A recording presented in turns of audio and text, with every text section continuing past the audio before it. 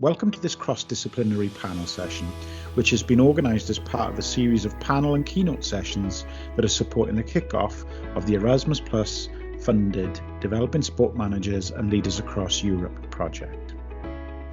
As part of the kick-off programme, we've discussed broad ideas shaping the project, and through our keynotes, ongoing discussions and from recent reports from PricewaterhouseCoopers, the Association of Summer Olympic International Federations, and the new European Commission sports strategy, we see that innovation, enterprise and entrepreneurship are a key focus for many employers, particularly in supporting students and the current sports management workforce to develop and adapt to changes that all industries are facing.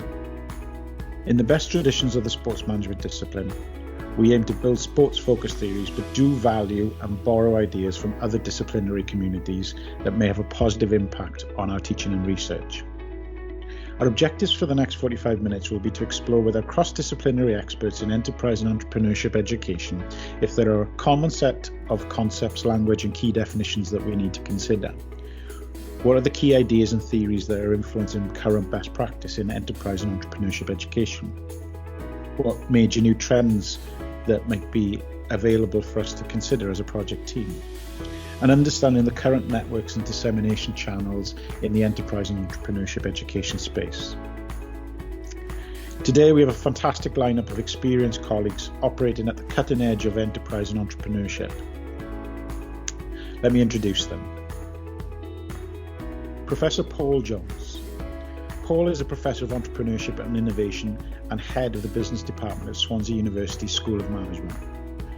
Paul is an experienced academic manager and researcher and is currently the Editor-in-Chief of the International Journal of Entrepreneurial Behaviour and Research and Associate Editor for the International Journal of Management Education, and sits on the Board of Trustees of the Institute of Small Business and Entrepreneurship, ISBE.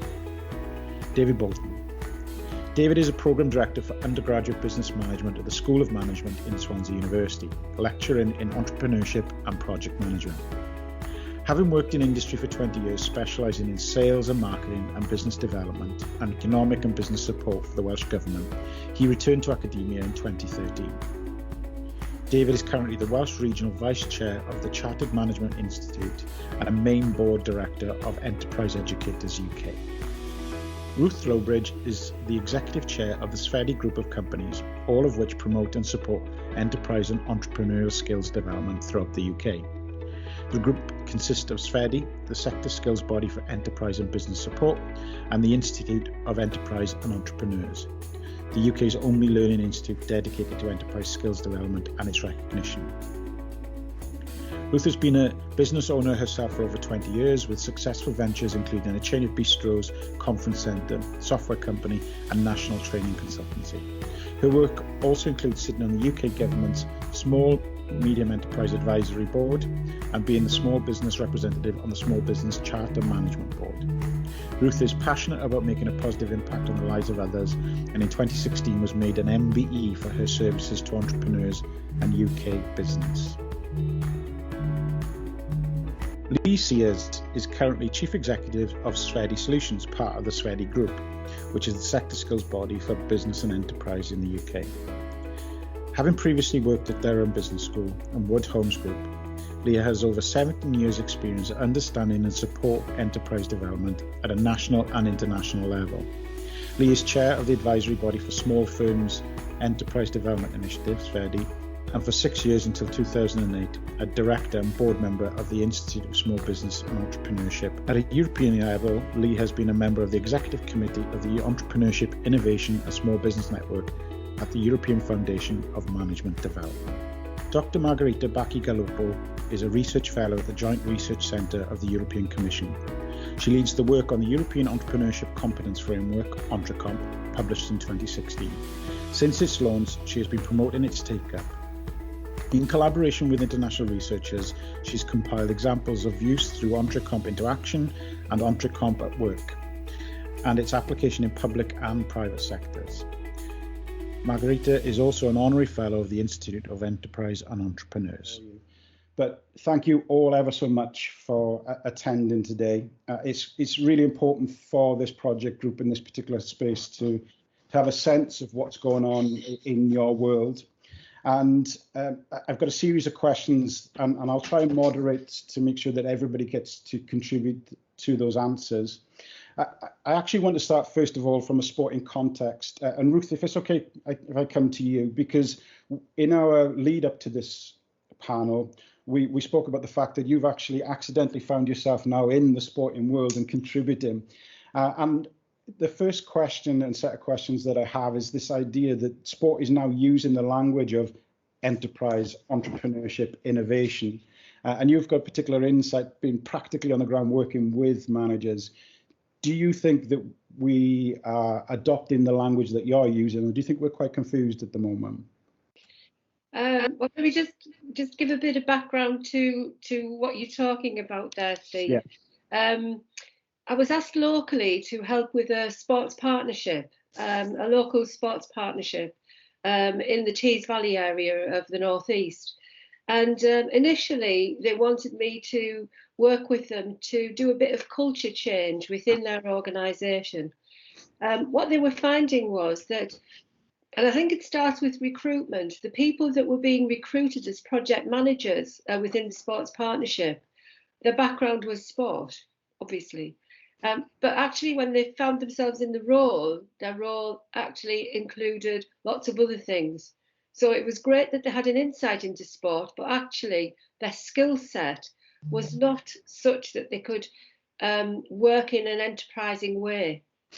So what I was tasked to do was to create a program for them, which helped them, and it was really a culture change program, which helped them to look at an enterprise framework and see how enterprising they were and what kind of skills they had that would take that sports partnership forward.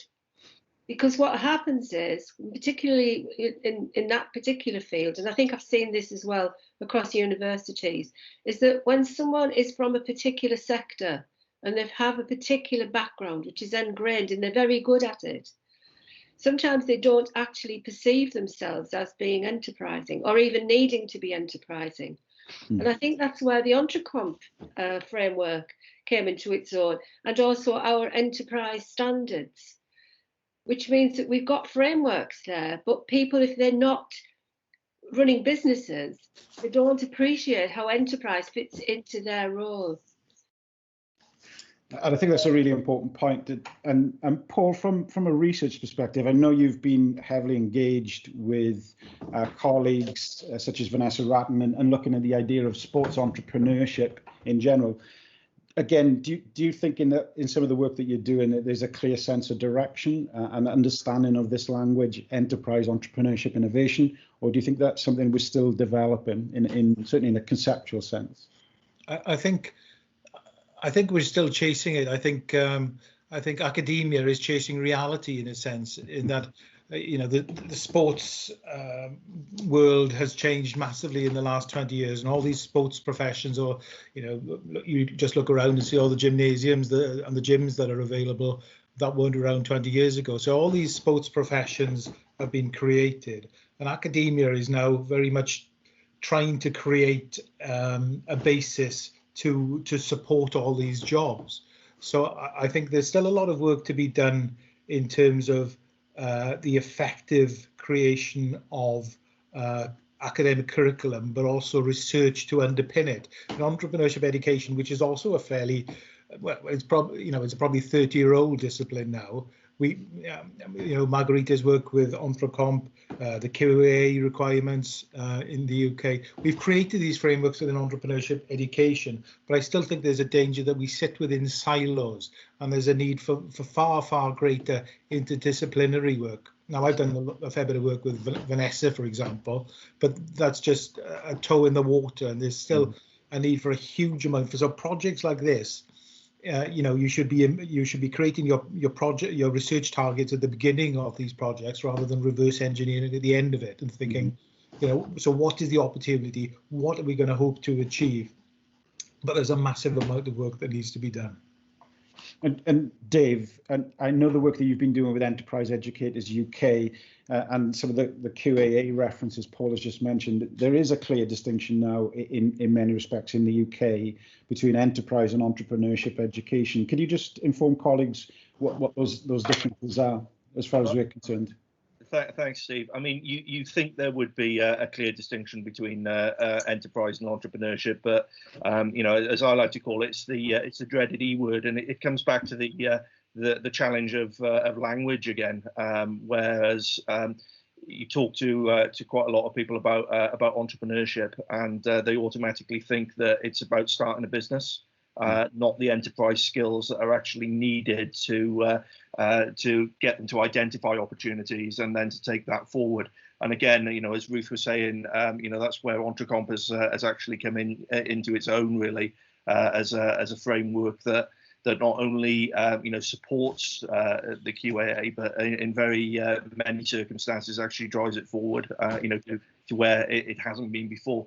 So I think we are getting there. I think people are starting to understand that enterprise skills are transferable, and it's not just within the arena of sports, but every discipline at higher education needs to take advantage of these skills to make their graduates more employable at the end of the day, and that's where the link between enterprise skills and graduate employability comes, which is another story. And I think, well, Margherita, you've been set up by your colleagues here to talk a little bit about Entrecomp. We've heard it 3 times by three of our colleagues. I think the frameworks for Margherita and Leigh, I'm going to come to you in a moment to talk about the SFEDI's frameworks. Can you just give a little bit of background and just a small précis of what Entrecomp is and how it might be applicable for this project? Yes, with pleasure. Entrecomp is a European endeavor, which means that when we started, we had to deal with 28 different definitions of what entrepreneurship is. 27 of which were not making the distinction between enterprise and entrepreneurship. And if they made it, they would make it in the opposite way. So considering enterprising the business part, entrepreneurship the broader one. So we started from a land of confusion, and the entire purpose of creating this framework was to create a reference, nothing mandatory, but simply a dictionary, if you want, a reference document that everybody could use to place themselves without even changing anything of what they do, but having a clear reference of what they were trying to achieve. And actually, the ultimate goal was to create a framework that was able to bridge the world of education and the world of work. So this transition from formal education to employability and lifelong learning. And when I started, I was coming from designing milk pasteurizing interfaces, so I knew nothing about the topic, and I was mainly a facilitator of the process. And I think this is part of the secret of the recipe, that not knowing, I didn't understand what I was stepping into, which was a field of really many definitions, but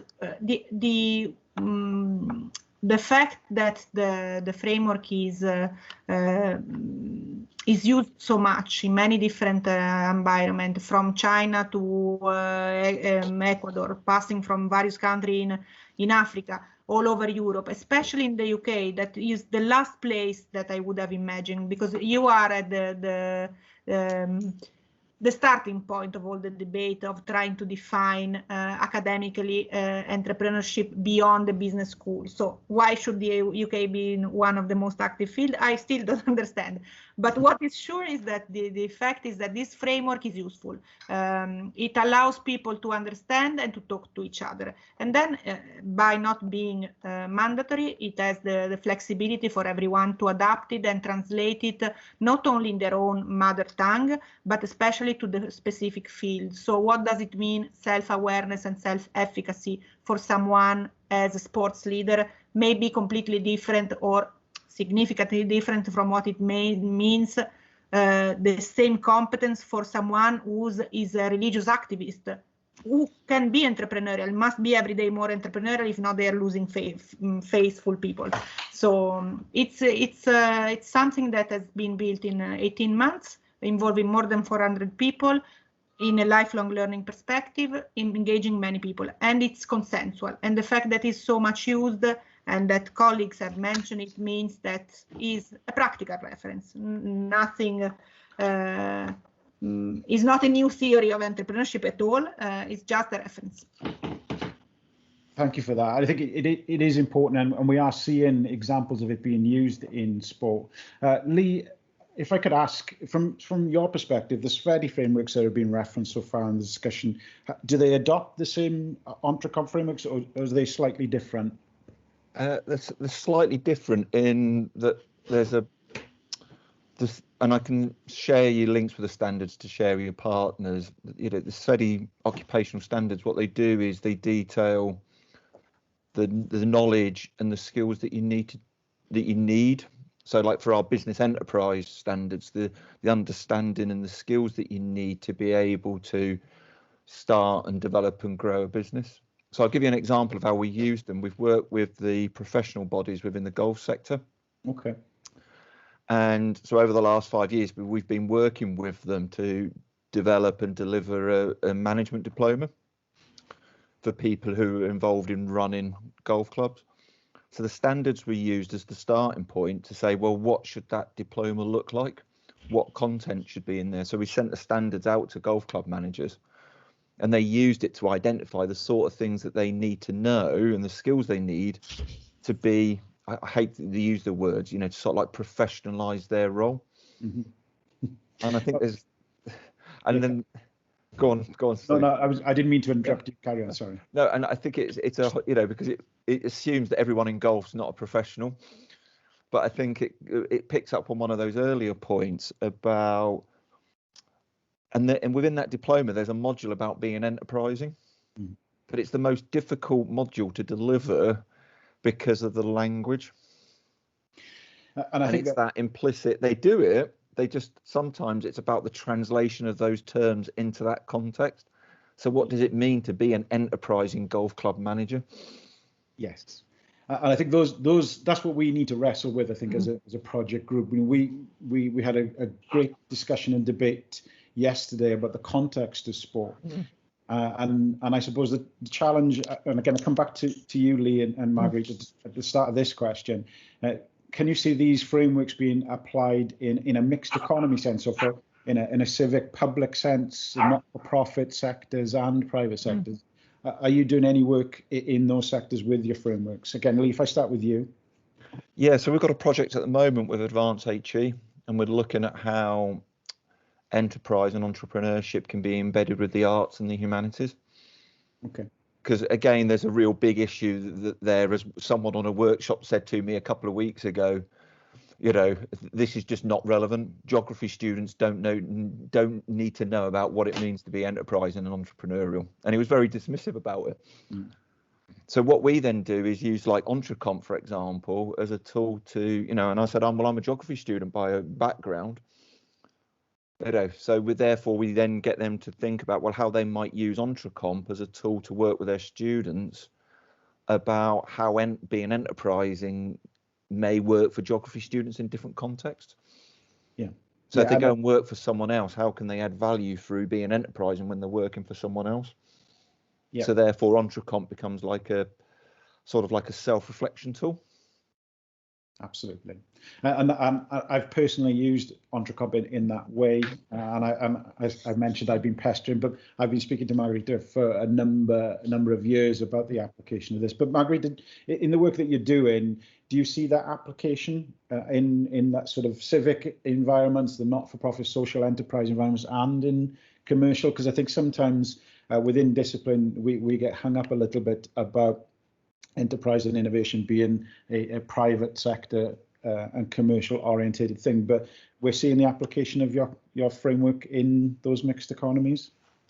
Absolutely, yes. The first thing that I have to underline 1,000,000 times is that the definition that we use of entrepreneurship that we start from is hinging upon the idea of value creation. So entrepreneurship is when you create value for others that can be social, cultural, or commercial. So we start by saying it's not only money that you create, it's value for others, for self and others.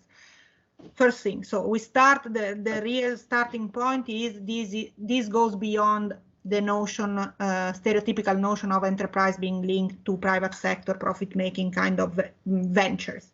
Second thing that I would like to mention is that recently we published, Martin Lakius was the lead author of a paper that I wanted him to work on, that was on the entrepreneurial employee, because I'm bored with this discussion. So we wanted to flag that being entrepreneurial is making people happier at work and employers happier of their employees, especially with the proof of the COVID-19 situation, because those who reacted best are those whose staff, those companies whose staff, employee included, have been able to react to the situation as facing it as an opportunity, acting upon the opportunity, and creating value for others through the opportunity. And it can be the local store that delivers your vegetables at home in the same week of the confinement, as the gym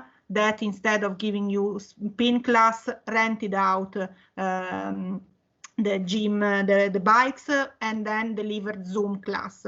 So this may be the idea of one employee in the gym that just came out of university, not even someone who has many years of experience. So we felt that there was an urge to clarify that this competence is not linked to venture creation, is linked to value creation, and everybody is not only asked, but benefits from engaging in a value creation process. Because if you're able to create value for whoever you're working with, your motivation increases, your job satisfaction increases, your career development opportunity increase, because you see that the more you create, the more you're able to create. So I actually delivered a speech for the commission inside. For civil servant, you cannot imagine anyone more boring than a civil servant in the commission after 30 years of career, moving from one policy DG to another, saying you don't have to move from one domain to another policy domain, or you don't have to go up in the hierarchy to find motivation at work. If you are entrepreneurial, you can deliver greater value to a citizen and be and remain engaged at work. So for me, this is a key aspect of what being entrepreneurial is and what the Entrecomp should aim to. So make people understand that being entrepreneurial is for everyone and not just for the Steve Jobs of the situation. And I think picking up on that your commentary there, the notion of value versus venture creation is a really important distinction. Ruth, do you, in your conversations at ministerial level, are those messages getting through about how we engineer and create that difference between value and venture creation? Do they see that? I think it depends on which department you're speaking to and what their objectives and what their policies are. But just picking up on, again, going back to Entrecomp, I went over and did a presentation at the Commission with regard to how we implemented, and it was in a social context. So if you are speaking to NOMS, the National Offender Management Service, then they would understand, because they see some great value in delivering enterprise education within prisons. And we're working across a number of prisons across the UK. And in those prisons, the results on reoffending rates, for instance, a lot of the offenders don't go on to start their own businesses. Some of them do. And I think more of them will, because obviously the job market is shrinking because of the COVID situation. But certainly helping them with those enterprising skills. The most enterprising people are locked up, but they've been using their enterprising skills in the wrong way. And one of the things that we try to do is help them through the frameworks and our qualifications. Now we have something called Passport to Enterprise, and that Passport to Enterprise qualification is funded. But what it does is it has got elements in there of starting a business, but it also has elements of being enterprising in order to either contribute to the world of work and be more employable, or use it in a social way. I think those and the application of these frameworks is really important. So, and I think that is a really good example of how it's being used in a particular context. Bringing that back to higher education, I'm looking at Paul and Dave here. How are you seeing these frameworks being utilised and implemented in a higher education context? So in some of the work that you're doing, or some of the work that you're seeing others do. Dave, if you're with the Enterprise Educators UK, are you seeing examples of best practice in this sense? Yeah, all over the place, and again, going back to what my colleagues have said, it is a focus on value creation. I can give you two examples of what we've done at Swansea. One is a cross-campus entrepreneurship module that we get students from the medical school, from human health sciences coming on board, and it's the focus of it is not about, okay, well, we want to start a business by the end of it. They have to identify something that frustrates them in their day-to-day life, and then work through a process where they come up with a plan to overcome that, and they reflect on the challenges that they actually have. So we used Entrecomp to build that. The second one really is one that's actually in the framework document for Entrecomp. So Margherita will be well aware of this one. But we developed two modules where a business plan was put together in the first one, and part of the assessment was they pitch for private sector funds that we secured to enable them to then go on in the second semester and run their business without a level of fear, basically.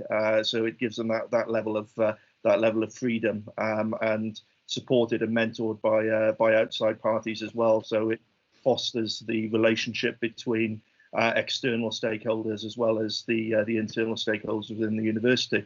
But Entrecomp has been paramount in the development of those, and there's a myriad of examples across all of the the universities that we see at Enterprise Educators UK that are being very, very innovative in the way that they look at enterprise education, particularly embedding it in other programs and other specializations.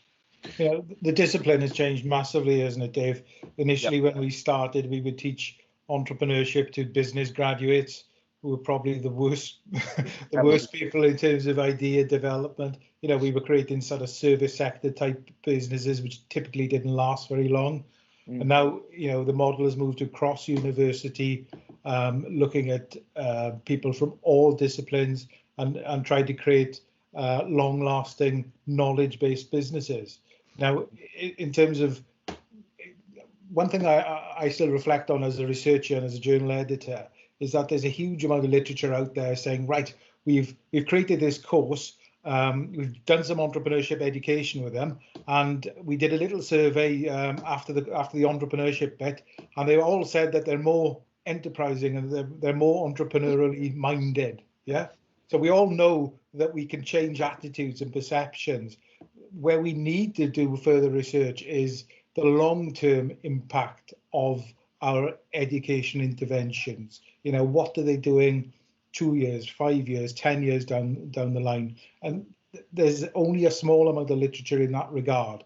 So, it is important, and we can do it now with social media, that we can track what happens to people that get involved in projects, that get involved in different forms of education. So it's very, very important. And, some of the research tells us that people have portfolio careers. So we give them entrepreneurship education and they develop this range of skills. Some go into self-employment, undertake business startup, work within a small business context.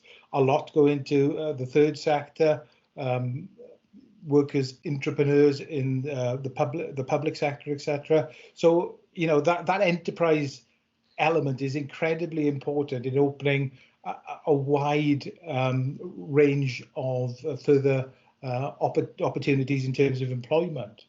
But the American systems for entrepreneurship is all about ideation, idea creation, idea experimentation, and you need to think about that in terms of a sports management context, because perhaps people have got very specific ideas about the types of occupation, the types of careers that they want to go into, and there needs to be a little bit more uniqueness about the idea. You can see a lot of that happening now with COVID, with lots of personal trainers, for example, taking their business models online and reinventing themselves quite successfully. So there's lots of different opportunities out there, but it's about taking the idea and taking it in a different direction. And forever, as a researcher, it's about the validation of what we do.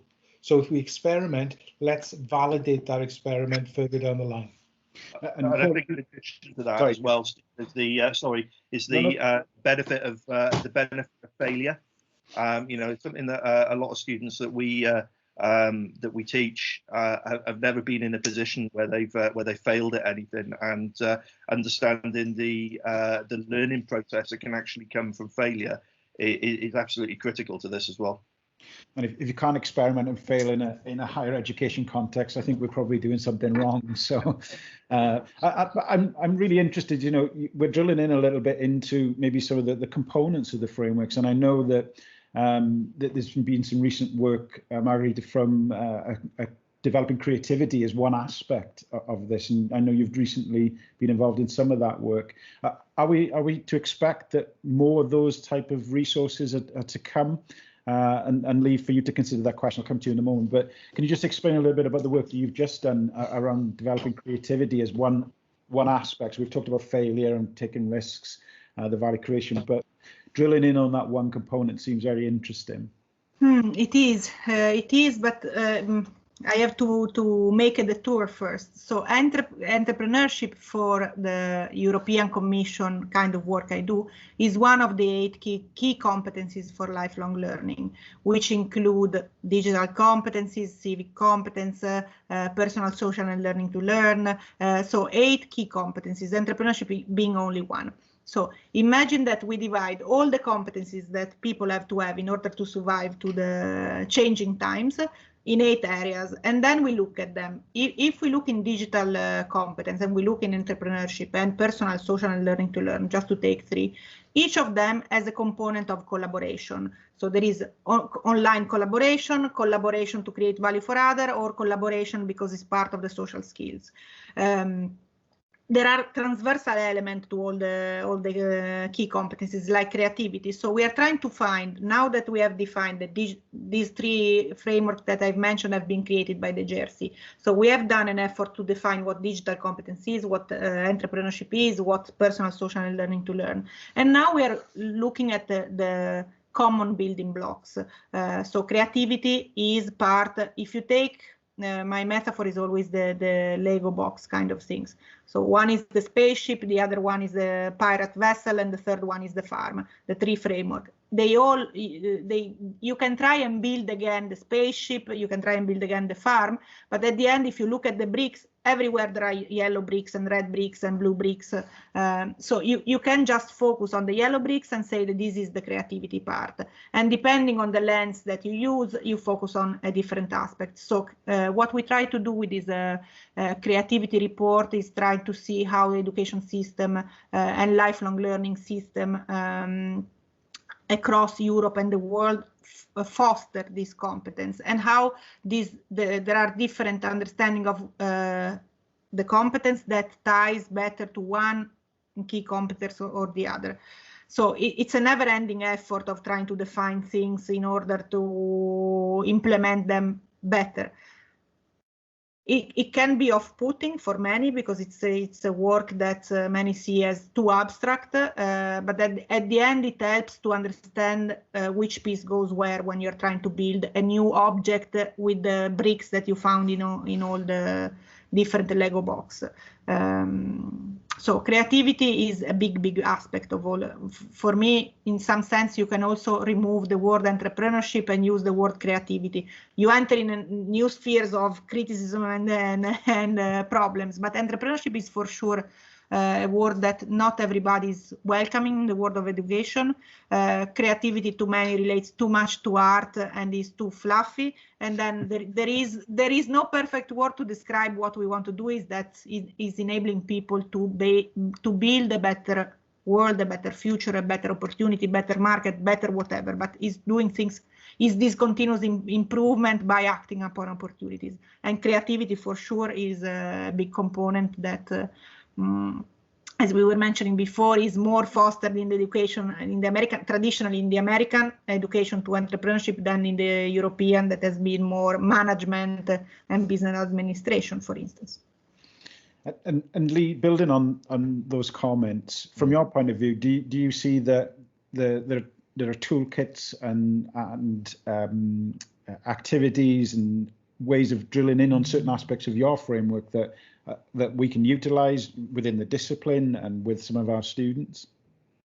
I suppose yes and no. I'm going to sit on the fence here. I think it's a very fluid landscape, and I'll give you an example. So over the last couple of years, we've led an Erasmus Plus project around social innovation, you know, and about how businesses and organisations are responding to change in sort of like society and the implications.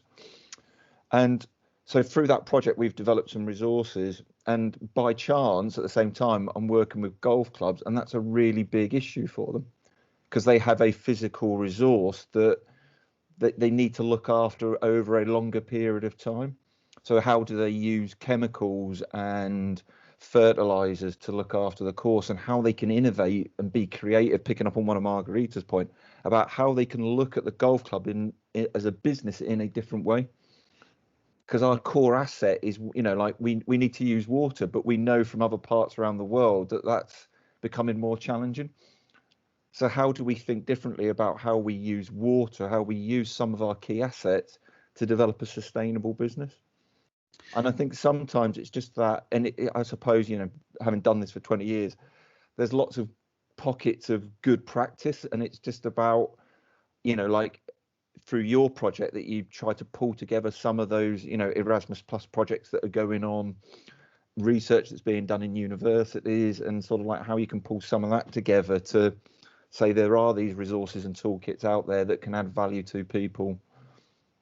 Well, and thank you for that, because you've led me into my final question. I'm going to leave some time for some colleagues to ask questions, but I think building on that last point, for this project, it's really important that we don't rush ahead without stepping back and looking at what is available to us. So if you were to advise us, and for all of you to think about this as the last question, if you were to advise us on what networks, dissemination points, or pockets of best practice we should be focused on, I want colleagues to understand that there is this much bigger world of enterprise and entrepreneurship out there. So where would you signpost us? Paul, I'm going to come to you first, because I think the research landscape and the dissemination points maybe are quite broader than colleagues might be aware of. So can you just give us a snapshot of what that looks like?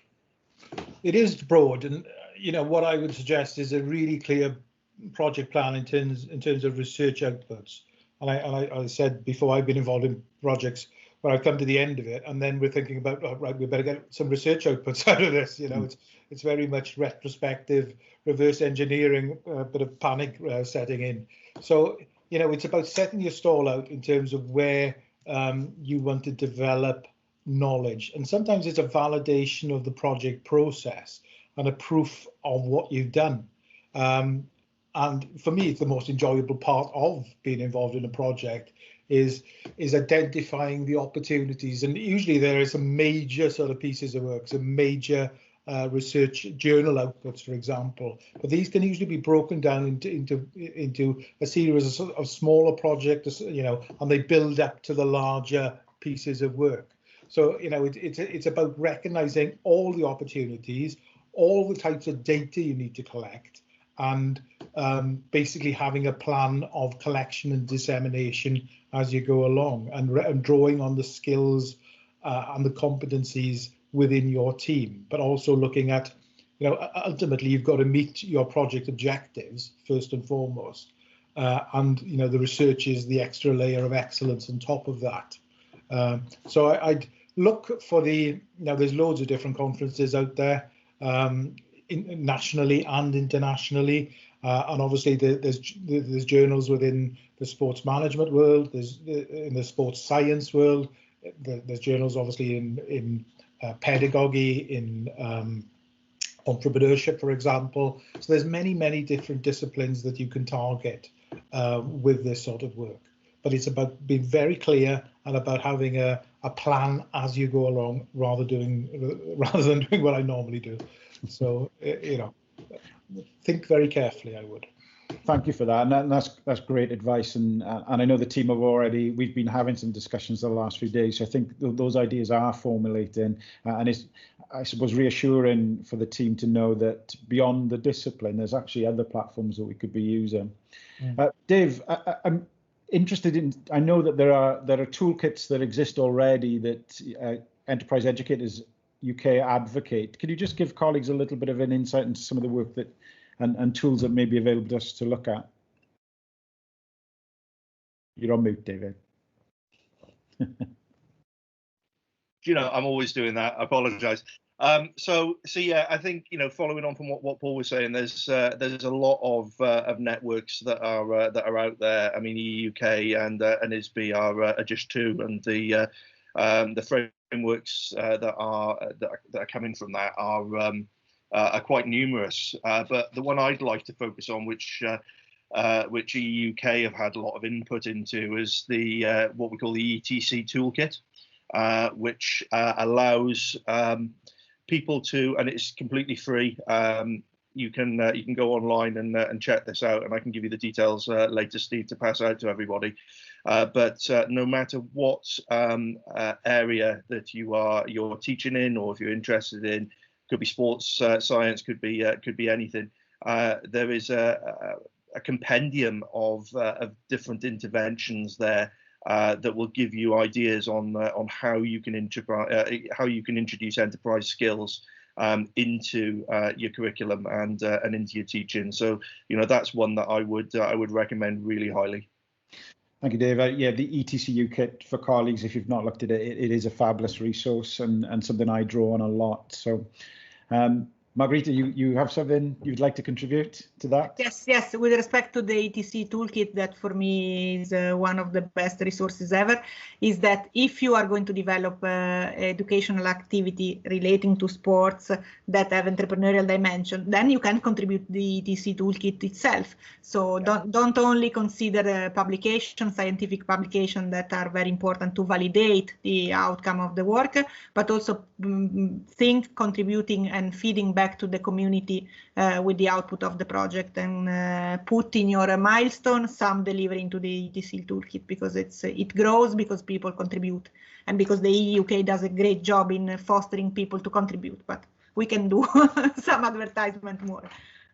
And Margherita, whilst I have you comment from the European Joint Research Centre context, the networks and the resources that may be available or on the horizon, you've mentioned lifelong learning. Is there more to come and more opportunities to look at resources over the next few years?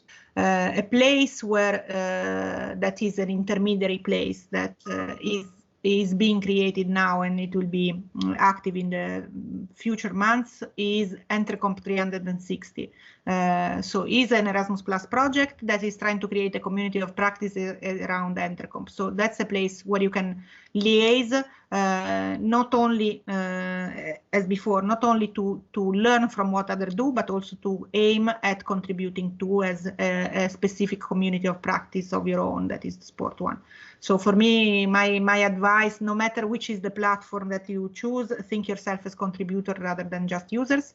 And the other thing that I would mention that I am not able to follow up myself, but is on my wish list, not even to-do list, is to look on Instagram and TikTok, and because there are plenty of people that are influencing other people, deploying all these competencies, but that people don't see. So people say Pamela Reif as the super trainer online, and nobody see that she's super entrepreneurial.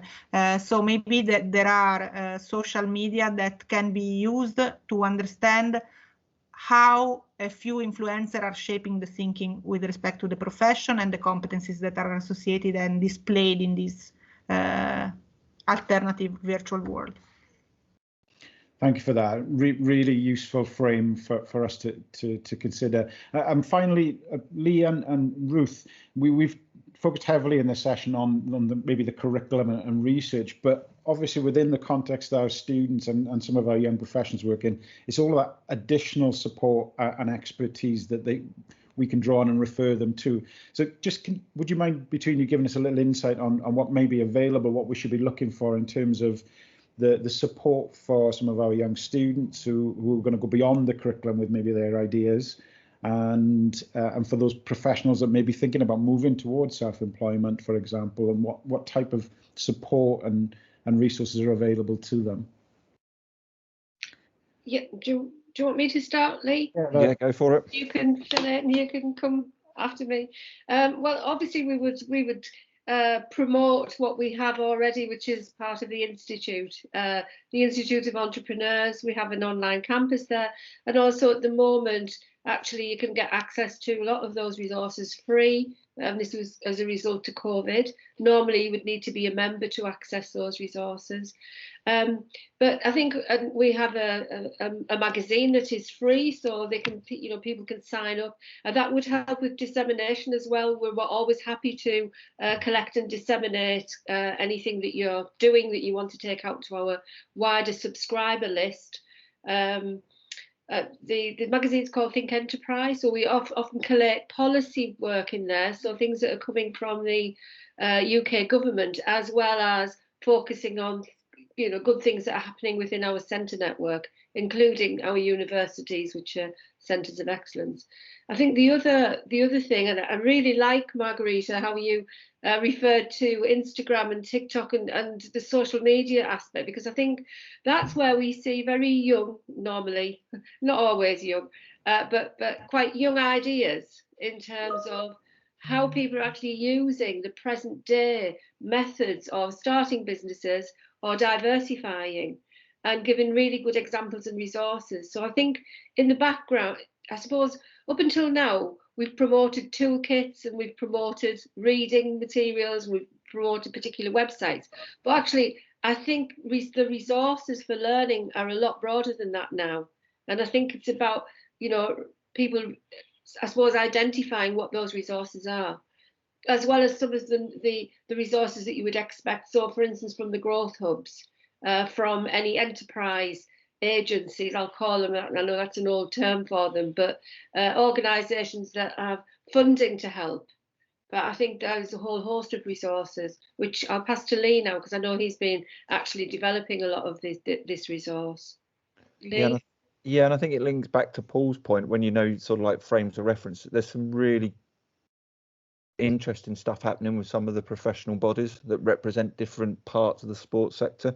So I can talk from golf in that, the four main bodies have worked together to create a management diploma that didn't exist 4 years ago, and they see that as their key vehicle for getting younger professionals who, like a PGA professional that might be a young graduate, been to university, may not have had any enterprise education as part of their sports degree, and then they can tap into this diploma as a way of getting into the sector. And I know from another associate that the Football Association here in the UK is doing something very similar.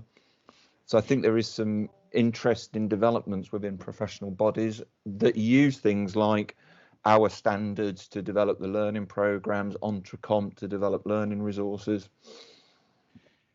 Yeah, and I think that's really interesting, and I know that we haven't discussed it as part of this project brief, but I know that athlete transition, both in terms of the IOC and some of the work that they're doing, and some of the bigger sports associations, both at global and national levels, it's a real issue for the professional athlete and their transition. Self-employment is quite high on the agenda there. Yeah. We probably haven't got the scope to explore that as part of this project, but it is an area of real interest and a lot of activity. Yeah. Thank you ever so much. Diolch yn fawr. For those of you who can't speak Welsh, just thank you very much for your contributions there. We have a few minutes left, and I would like to open up the opportunity for some of our colleagues to ask any questions that they may have. So if you do, and you would like to put your virtual hand up and ask a question, can I invite you to do that now?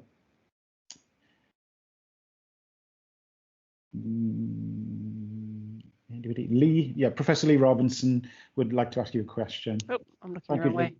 Yeah. Good afternoon, everybody. Thank you so much for that. That was the first time I've actually listened to a conversation around entrepreneurism, etc., and it was absolutely fascinating. I don't have a question. I just wanted to say how much I appreciate, particularly the last bits where you had that discussion around resources. There's a lot that's come up there that we would not have considered, and I will always remember Ruth saying that the most entrepreneurial people were in prison. I'll take that as my learning from this session. So thank you. Thank you, Leigh. Thank you for those comments. We have a couple of minutes left. Is there any final questions that colleagues would like to ask? I think there was a lot of information for colleagues to absorb there. Having 5 expert people in the room, an hour is not always going to be enough, but I'm going to continue to pester my colleagues in the call, and I know that you're very supportive of the project. So if it's okay with you, we'd like to keep in contact and to keep having your expertise at appropriate points. We definitely will take Paul's challenge and make sure that we frame our research wisely. And I think you've given us so many resources as a start point to start exploring. I think that will keep us busy for certainly the next 6 to 12 months, exploring that as a group. If there are no more questions from colleagues, then I'd like to thank you ever so much on behalf of the whole partnership for your time this afternoon. Really do appreciate it. If you've got any final comments, more than happy to. Margherita, please do. Thanks. I want to make a clear reminder that lifelong learning and sports management have a special relation, because most of the, no, not most, but a lot of the experience that sports managers have not developed it through academic education or formal education. So I invite you not to lose focus on the non-formal and informal learning part of becoming a sports manager, especially out of the super competitive sector. There are many people that have great skills that work on inclusion, and this is a particularly interesting topic because of the recognition of non-formal and informal learning, the recognition of prior learning, how you can certify or accredit some of the competencies in order to access to higher level of education despite missing bits in the. This is something that I think your field is very open to, and that you can contribute to the whole debate of lifelong learning and recognition of prior learning. Thank you for that. That's a really important point.